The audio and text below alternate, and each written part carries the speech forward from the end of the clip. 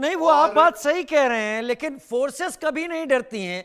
आम आदमी के जहन में ही तो इसका डर बैठाने की कोशिश पाकिस्तान करना चाहता है।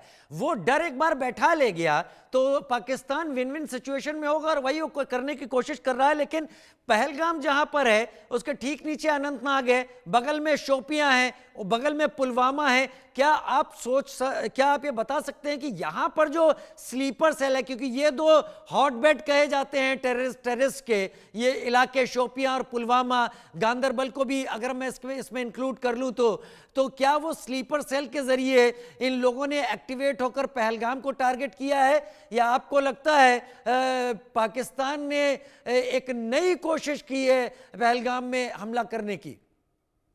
देखिए, दोनों वजह हो सकती हैं यहाँ पर कि स्लीपर सेल्स के जरिए, जो स्लीपर सेल्स इनके एक्टिव रहते हैं, हम सोचते हैं कि एक्टिव नहीं होंगे मगर बिल्कुल एक्टिव रहते हैं। दूसरी बात कि इन्होंने एक नया डिजाइन चूज किया है पाकिस्तान ने, कि भाई पहलगाम को चुनते हैं। पहलगाम में टूरिस्ट आते हैं, निहत्ते सिविलियन मासूम लोग आते हैं, बाहर से लोग आ रहे हैं टूरिस्ट, कि कश्मीर में सब कुछ सही हो गया है।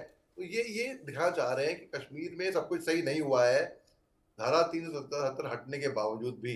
लेकिन देखिए, फर्क तो पड़ा है, उग्रवादी गतिविधियों में फर्क पड़ा है, और उग्रवाद ऐसी चीज है जहां पे रातों रात तो चीजें खत्म नहीं होंगी, यहाँ पे वक्त लगेगा। तो डिफेंस फोर्सेस तो बिल्कुल, हम नहीं डरते, वो डरते हैं हमसे।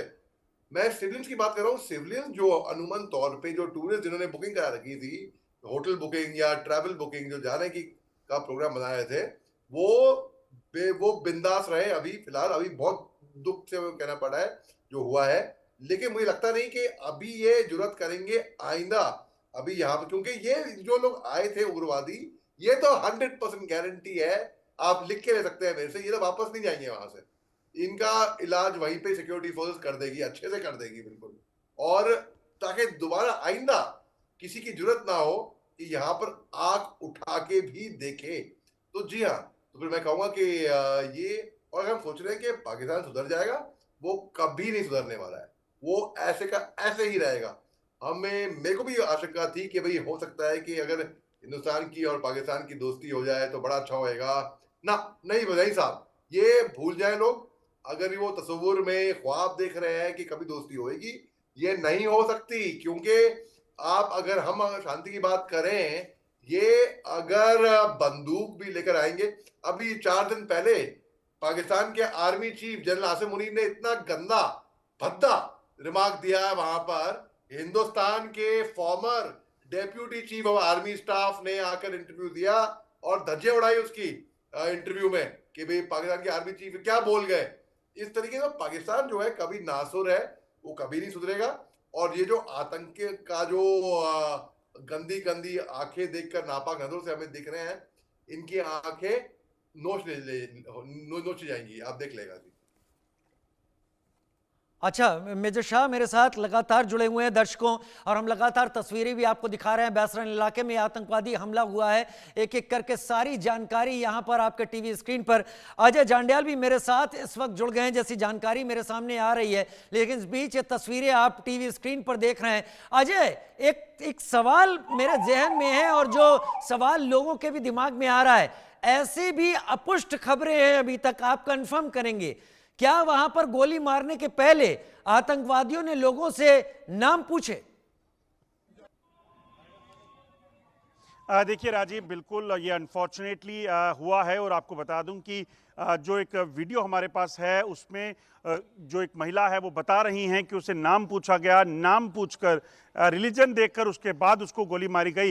ये साफ बताता है कि किस तरीके से जम्मू कश्मीर में कहीं ना कहीं ना सिर्फ सैलानियों को निशाना बनाने की, उनकी हत्या करने की कोशिश हुई, बल्कि यहाँ पर मजहबी जो दंगे हैं वो करवाने का एक प्रयास पाकिस्तान करना चाहता है। दरअसल जम्मू कश्मीर की शांति कैसे हो गई, जम्मू कश्मीर में कैसे शांति है, जम्मू कश्मीर में कैसे देश भर से, दुनिया भर से सैलानी पहुंच रहे हैं उसको कहीं ना कहीं डिस्टर्ब करने की कोशिश हो सकती है।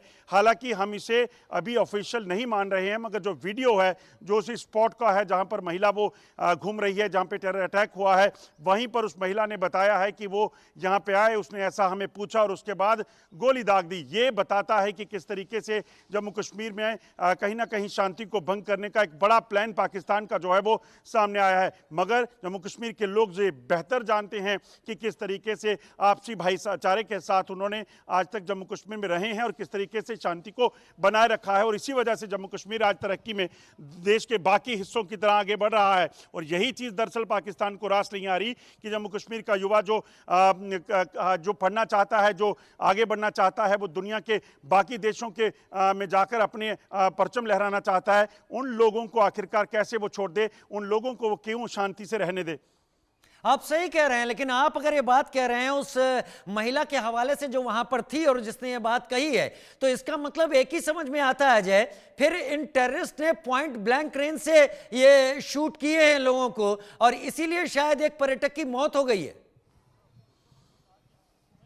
देखिए, बिल्कुल जो जानकारी है, बोले ये जो आतंकी हैं ये उस ग्राउंड में पहुंचे जहां पर दुकानें थी, जहां पर सैलानी खड़े थे, और जैसे ही वो उन्होंने ग्रुप देखा, जैसे मैंने पहले बताया कि ये दरअसल अपने आप को कैमोफ्लेज करके थे ताकि वो जो लोग हैं, वो आम लोग जो हैं, उन्हें पहचान ना सकें, क्योंकि जब भी जम्मू कश्मीर में कोई इस तरह की कैमोफ्लेज यूनिफॉर्म में होता है तो वो अपने आप को कहीं ना कहीं वो सुरक्षा बलों का जवान समझते हैं। जो लोग हैं उन्हें ये समझते हैं कि शायद ये सिक्योरिटी फोर्सेज के जवान होंगे, तो शायद इसी वजह से वो बिल्कुल लोगों के करीब गए, उन्हें पूछा और उसके बाद पॉइंट ब्लैंक रेंज से उनको गोली मारी। और तस्वीरें जो हैं वो दिल दहला देने वाली हैं, जो हम टीवी पे अभी नहीं दिखा सकते हैं कि किस तरीके से। ठीक है, मैं एक बार फिर अपने दर्शकों को दिखा दूं, मैं अपने दर्शकों को बड़ी खबर दिखा दूं, एक बार फिर आपका रुख करूंगा।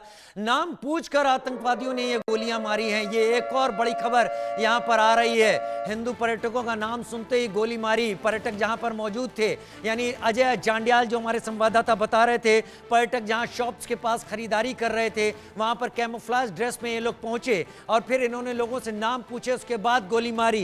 ये दूर से गोलियां नहीं मारी गई हैं, ये नजदीक से गोलियां मारी गई हैं, और शायद इसीलिए ही जो 6 पर्यटक पुलिस में घायल हुए थे, जैसी जानकारी अब तक आ रही है, उसमें से एक की मौत हो गई है और एक और गंभीर बताया जा रहा है। नजदीक से गोली मारने पर ही ये बात हो सकती है, नाम पूछकर आतंकवादियों ने ये गोलियां मारी है। अजय, ओवर टू यू, आप एक बार फिर डिटेल में बताएं, इसका मतलब हम गलत नहीं कह रहे हैं, उन्होंने एकदम नजदीक आकर पॉइंट ब्लैंक रेंज से इन सारे पर्यटकों को शूट किया है, खौफ डालने की, खौफ दहशत फैलाने की भी इसके साथ कोशिश की गई है। अजय,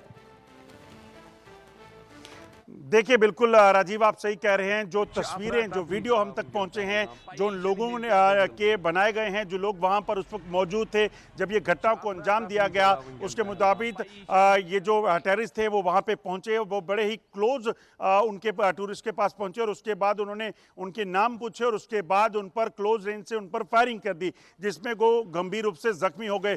पहले एक शख्स को गोली मारी गई और उसके बाद जब फायरिंग हुई तो लोगों में अफरा तफरी मची, तो उन्होंने अंधाधुंध फायरिंग करना शुरू कर दी। अभी तक 5 से 6 लोगों के जख्मी होने की खबर है, और कहीं ना कहीं ये अपने आप में बताता है कि पाकिस्तान की मंशा जम्मू कश्मीर में जो हालात हैं उसे खराब करने की थी। जम्मू कश्मीर में जो शांति का सबब है, आप सोचिए, कश्मीर जो कि एक पूरा का पूरा इलाका जहाँ पे देश भर से, दुनिया भर से सैलानी जाते हैं, वो सिर्फ और सिर्फ कश्मीर की जो हॉस्पिटैलिटी है उसे देखने के लिए, उसका आनंद लेने के लिए, और कश्मीर के लोग इसमें ज़्यादा खुश होते हैं। मगर जब पाकिस्तान इस तरीके की खुशी को, शांति को बर्दाश्त नहीं कर सकता तो वो कैसे करता। और इसी वजह से शायद पाकिस्तान की तरफ से मासूम निहत्थे लोगों पर, जब वो आराम से उस इलाके में घूम रहे थे, वहाँ पर जाकर क्लोज रेंज से उन पर फायरिंग की गई और फायरिंग करके उनको निशाना बनाया गया है। अभी राजीव जो ताज़ा जानकारी मिल रही है वो ये है कि हो सकता है कि ये लश्कर तोयबा का स्क्वाड हो जिसने ये हमला किया है। हालांकि इसकी औपचारिक पुष्टि कोई नहीं है,